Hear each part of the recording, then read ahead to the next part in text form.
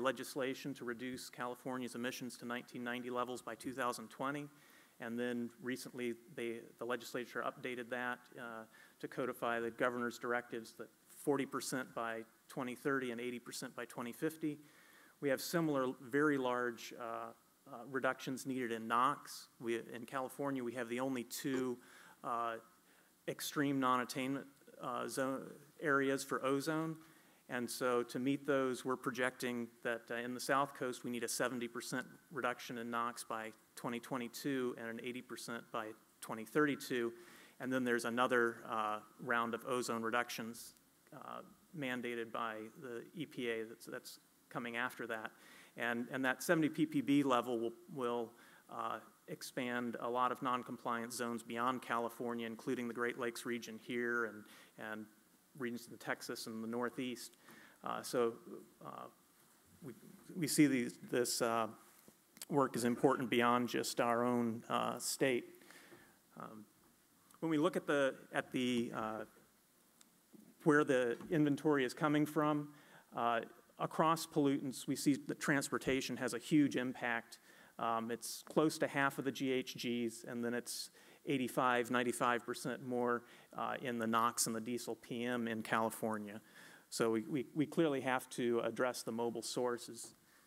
These are projections of where we see on-road GHGs going in the next few years on the left side, and on the right side, NOx in the South Coast Air Basin, which is just kind of graphically illustrating that we're close to we're going to hit our 2020 target for GHGs on a fair share basis for the heavy duty and the on-road passenger cars, but we'll be a little bit short in 2030 with our current regs. And as you see, similar to the slides Matt was showing, the population growth takes off in the later years, and we have a lot of work to do. And of course, with NOx, those are the graphical illustrations of where we need to go to attain those ozone standards. So because we need such big reductions, it requires a lot of cooperation across agencies and across sectors and with the fleets and the technology providers. So we've been working on these strategic plans. We have the climate change scoping plan, which looks at our greenhouse gas program. We have the state implementation plans that we're required to submit to the US EPA as to how we'll meet the ozone and criteria ambient air quality standards. And then we have some sector-based strategies. But the mobile source strategy provides elements to all of these different plans. And so I'll be talking a little bit about those programs today. To inform these plans, we have to understand where the emissions are coming from and what can be done for those sources. So we're currently been working with US EPA and NHTSA on a technical assessment report for the light-duty passenger regulations, and that they've released the draft on that in the last few months. And we have ongoing California reviews of our lower PM standard and our zero-emission vehicle requirements for the passenger car sector. On the heavy-duty, we've been working on these fuel and technology assessments, and they're looking at engine technologies, on vehicle integration issues, on advanced technologies, off-road applicability of some of these things, and we've released 11 of those fairly thick reviews to date, and they're available at this website. So this is the heavy-duty session, so I'm going to focus a little more on what we're doing in the heavy-duty. Just to be specific, Matt showed a nice pie chart, but I've got the 20% sitting here. It is the fastest growing segment of greenhouse gas in transportation, and it's 8% of our statewide GHG, so it's not just a big section of the transportation, it's a significant piece of our state greenhouse gas inventory. And on the NOx side, the heavy-duty trucks are a full third of the inventory, and so we clearly have to address that, and our state implementation plan that we're putting together relies very heavily on reductions from the heavy-duty sector. It's a full fourth of all the reductions we could find in the state are coming from doing a low NOx program on heavy-duty vehicles. So we just heard Matt's able presentation this morning on the details of the Phase 2 final rulemaking, and I'm not going to belabor and reiterate all of those. But ARB was very happy that EPA was open and with NHTSA in being very collaborative on this. We submitted 170 pages worth of comments on the notice proposed rulemaking, and then we had many of those 400 meetings he mentioned were with people I work with, and we were very happy that they were open and helpful with that. We appreciate and commend that they overall the final rule compromise achieves 10% more GHG reductions than the initial proposal, so we're very happy about that.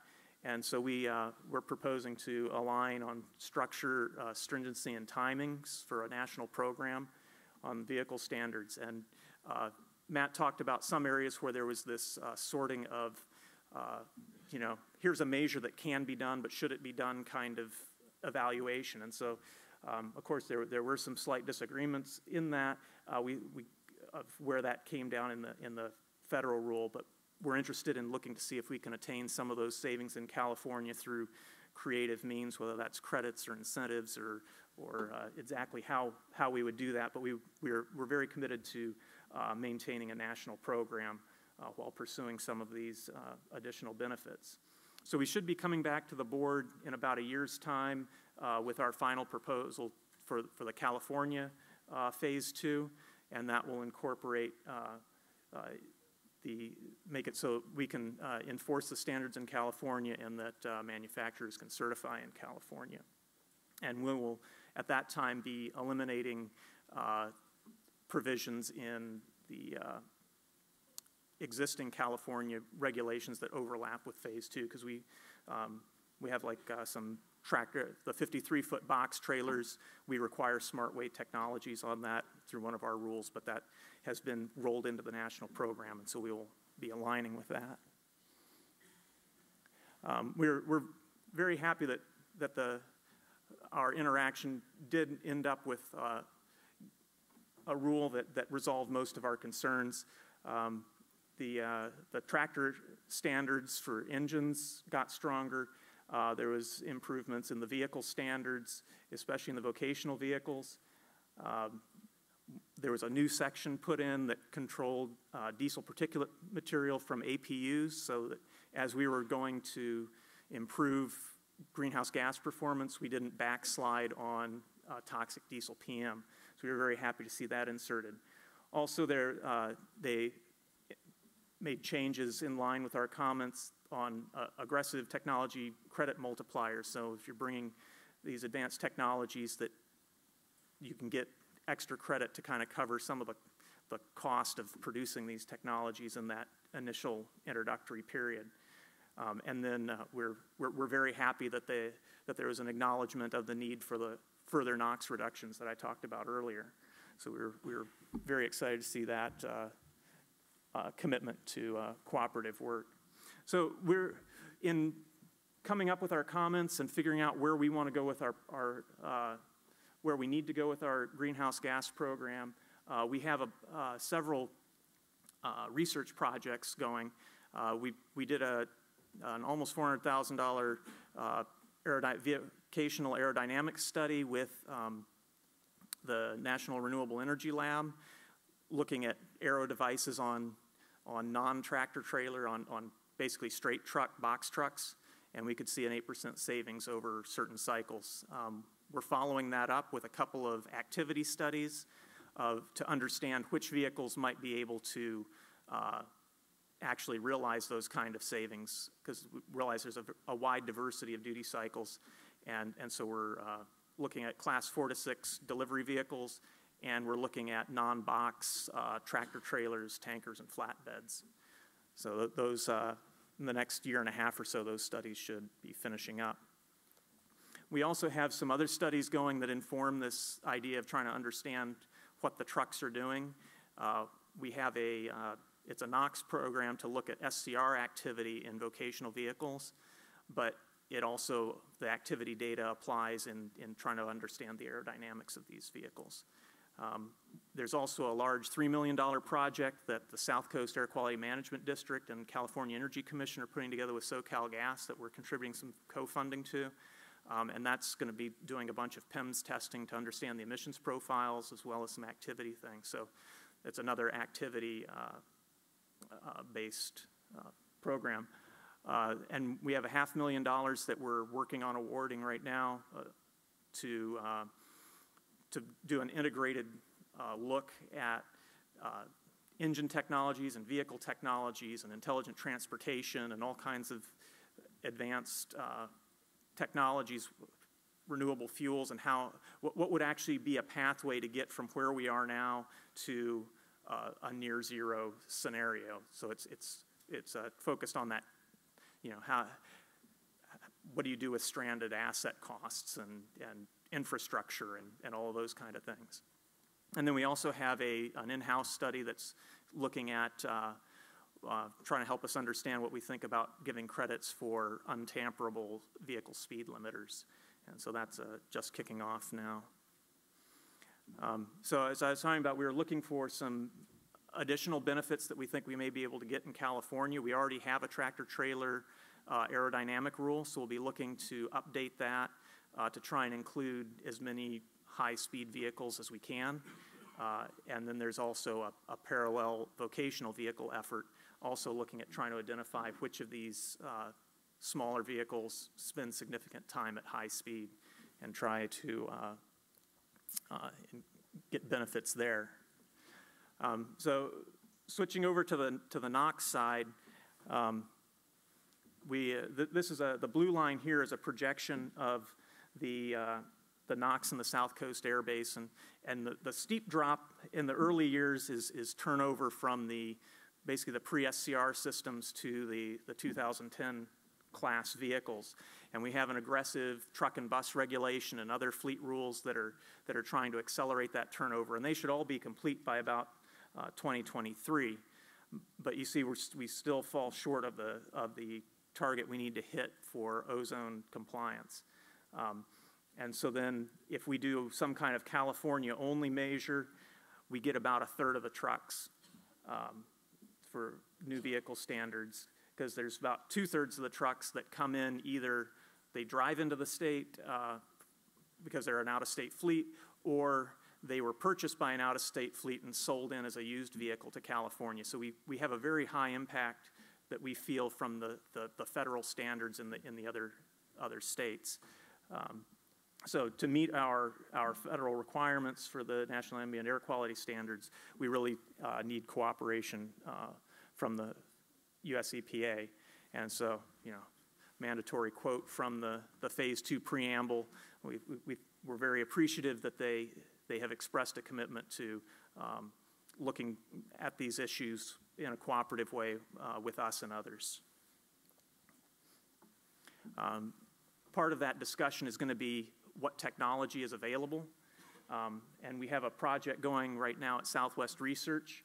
A plug for a couple of the talks later in the session. Southwest is going to be giving a talk on this particular project, so I won't belabor it too much. And then Ammonex is also going to be giving a talk on creative ways to get around the physical constraints of liquid DEF dosing. So those are there's be a lot of creative strategies talked about in those talks. So we have a natural gas engine and a diesel engine that we are taking the stock engine, and our MECA member collaborators have supplied prototype production intent controls and after treatment, and the first phase of it is almost finished. I think next week we should have the aged parts for final demonstration over the FTP cycle and other certification cycles. The second part of this is another $1 million to look at vocational NOx GHG performance. So as you know, it's one thing to demonstrate it on the RMC where it's very heavily loaded. The FTP is what we all have to meet, and then but as we dial down that load factor, where do we start having to add heat and seeing GHG issues and whatnot, and what are the technical issues to remain in NOx control with high conversion efficiency at those levels.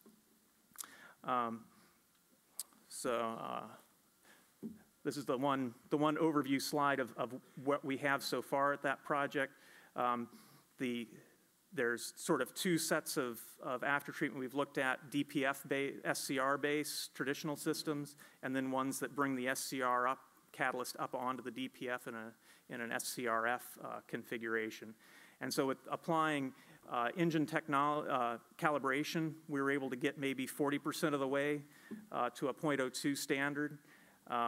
By throwing some heat and the engine calibration, we could get, maybe another 60%, get 60% of the way. But then using these advanced approaches, we have several technology configurations that get us down in the neighborhood of that .02.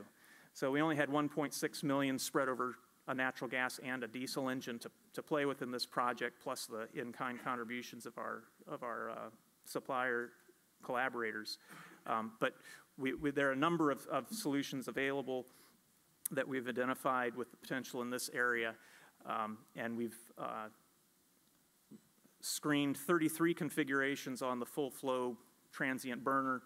4 of those have been optimized on the engine dynamometer to some degree, and one of those is just finishing up its full life durability accelerated aging. So we're very excited about the cooperation we've gotten from Volvo on the diesel engine, and the Mica suppliers, and the industry folks that sit on our advisory committee that have been looking at this as we go through. So we have some other NOx-related research projects. I already mentioned the activity and SCR efficiency studies on vocational and on non-box tractor trailers. We also have a project going with UC Riverside where they're looking at the origin of the differences between certification emissions and on-road emissions. So they're actually taking physical vehicles, running them on the road with PEMs, running them on their chassis dyno, and then reaching in and pulling the engine out and doing the certification testing on that engine. So it's the same serial number engine all the way through. They're doing 2 or 3 vehicles that way. We also have multiple projects going with the universities and in-house to understand what's going on with the actual fleet on the road. We have plume monitoring studies that give us individual snapshots of vehicles. We have some chase studies with an electric vehicle-based platform that we can follow vehicles with. We have various near roadway monitoring set up. So we're very interested in looking at the distribution of emission rates at a given time in the fleet, and then how that distribution shifts with time when looking at it by model year or technology type or various other ways of breaking that down. So we also are interested in what we can do to make sure that vehicles are repairable and stay repaired. And so we have some projects looking at what an inspection and maintenance or heavy-duty smog check program might look like. And so one of the important aspects of that is understanding were you by some means to require repairs or whatnot, how effective are those and how long do they last? So we have this repair durability project where we're recruiting vehicles, we're paying for the repair, we're emission testing it before and after the repair to see the delta, and then we're trying to do a 6-month or a year later recapture to see what the bounce back looks like on that. We also have another contract with UC Riverside where they're supposed to be looking at the technology options, the different approaches that one could use for an inspection maintenance program, look at the costs, the logistics, how would you set that up, and then they're supposed to run a little pilot demonstration of their recommendation. So we have a couple of proposed actions for the low NOx program. The first is a low NOx engine standard, and this would be lowering the FTP emission standard, but it would also have a low-load performance aspect to it, which would probably be a new cycle, so that we drive engineering in that lower load area that's difficult for the current implementations of some of the SCR systems. We're looking to start formal rulemaking next year towards a 2019 board date, and we of course need federal cooperation to really see the full benefit of this nationwide.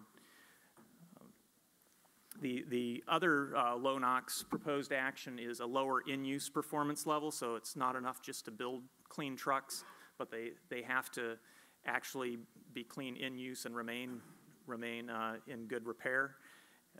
So we have a number of items here. The one we'll probably move on first is lowering the opacity limit, which is currently at 40%, to something much more relevant to DPF engines. Matt talked about some of these things as well. Warranty and useful life length, that's much more commensurate with the 1.2 million miles to rebuild that we see in the industry, and the durability requirements at certification. We're interested in what in-use compliance can do for us in some of these lower load areas. So we'll be looking at how to adjust that, and you know, are there creative means that go beyond just slightly changing, you know, a temperature window from 250 to 210 or whatever, maybe there's some sort of structural things that need to be changed on that. And then heavy-duty I&M program. So this is the plug for our workshop next week, where we're going to start talking about what our perspective is on these issues. So I'm not going to reread the same list over again, but there's a link there. You can see a little more detailed information on that. So the other regulations we're looking at, I'm going to talk about here. Our innovative technology regulation was just accepted by our board and is going through the 15-day changes to incorporate their comments. It's a certification flexibility for low NOx engines. It creates a category for low CO2 engines that are 15% below 2017 baseline. We're trying to encourage, you know, opposed piston and camless and other, you know, very forward-thinking kind of, or you know, non-traditional types of engines. Or, you know, we can do it with a traditional engine, that's great too. And we're also engines installed in hybrids and some of the certification pathways around aftermarket conversions. So we're trying to provide some short-term OBD flexibility and other flexibilities for advanced technology introduction. We're also working on advanced clean transit. We see that there's a lot of possibility with technology that's currently available commercially right now. Cummins Westport has their near zero ISLG engine out. We have incentive funding for that, where we think that, you know, if you're buying 8.9 liter natural gas engine, we can give you $25,000 towards the incremental cost to make sure that's the near zero version.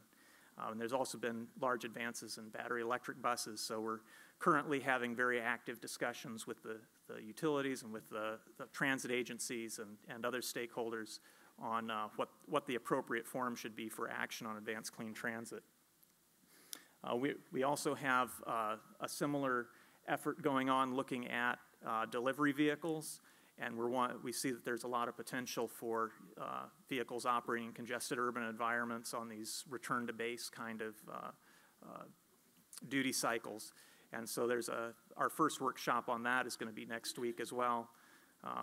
And they're also getting ready to, in understanding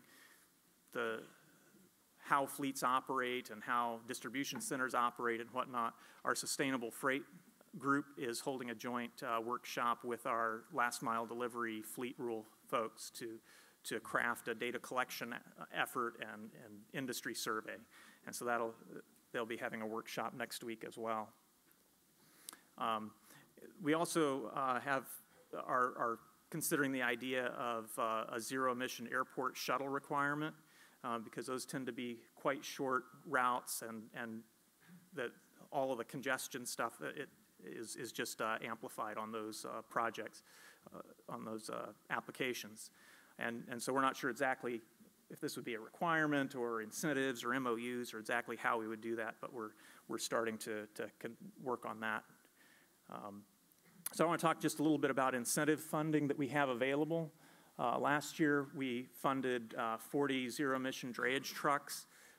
It's a project that was spearheaded by the South Coast Air Quality Management District with several other districts, and as well as the technology providers and the fleets. So these trucks will be spread across the length of the state, and then there's a bit of a round-robin aspect where they will, the fleets will get to work with a variety of technologies over the course of the project. We also have two multi-source facility demonstration projects, which are one's down at a container yard at near the port, and one's up at a rail distribution facility in the Inland Empire. But it's looking at both the on-road and the off-road sources at these freight facilities and trying to promote zero-emission technology there. For this fiscal year, we just recently got appropriated our funding from the legislature. We have $150 million to go towards low-carbon transportation heavy-duty projects. Of that, about 40 million of it is going to go towards freight projects, and then we have other categories. There's the low-emission engine, the low-NOx engine funding I was talking about, and we also have 18 million into our HVIP program, which is a direct voucher for zero-emission and hybrid trucks.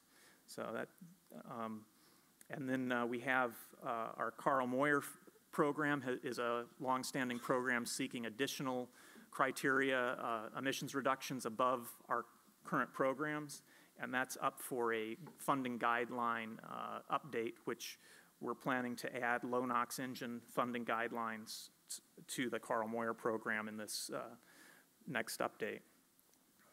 My thing doesn't want to advance. Oh, there we go. The legislature also gave us $213 million for light-duty projects. A little over half of that's going to go for direct rebates to plug-in vehicle and electric vehicle purchasers. And then the other half of that is looking at various equity projects for the light-duty, trying to make sure that this money doesn't just go to the people that are already quite well off, that we can get our entire population into cleaner vehicles. The EFMP program is a scrap and replace, and it allows people to buy a used hybrid or other clean technology. And then down in these equity programs, there's a financing assistance line item that is designed to dovetail so that both we can assist them with the price, and if they need to do financing, we can cover some of that. So we're working quite hard to make sure that our entire population benefits from these programs. So we have some very aggressive goals against some very challenging problems in California. We think that we have, that there's technology that exists that can address both NOx and GHG at the same time, and we're committed to pursuing that. And we recognize that none of this is possible without a lot of coordination between the technology providers, the fleets, the government agencies. There's incentive funding that's going to be necessary in this, and hopefully we can hit these goals and benefit everybody. Thank you.